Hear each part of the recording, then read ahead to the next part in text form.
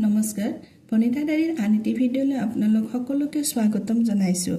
আজি এটা একেবাৰে সাধাৰণ কিন্তু অতি সোৱাদ লগা বেঙেনা আৰু বিলাহীৰ মাছৰ এখন জোলৰ ভিডিঅ' আপোনালোকলৈ আগবঢ়াইছোঁ। সচৰাচৰ মাছ আমি বেলেগ বেলেগ ধৰণে বনাই খাই থাকোঁ, নহয়নে বাৰু? কিন্তু এনেদৰে অকণমান বেলেগকৈ বনাই চাবচোন। খাবলৈও অকণমান সোৱাদটো যেন বেলেগ হয় আৰু অতি কম সময়ৰ ভিতৰতে আমি বনাবও পাৰোঁ। আহকচোন ভিডিঅ'টো আৰম্ভ কৰোঁ। লগতে ভিডিঅ'টো ভাল পালে লাইক আৰু ছাবস্ক্ৰাইব কৰি দিব বুলি আশা কৰিলোঁ।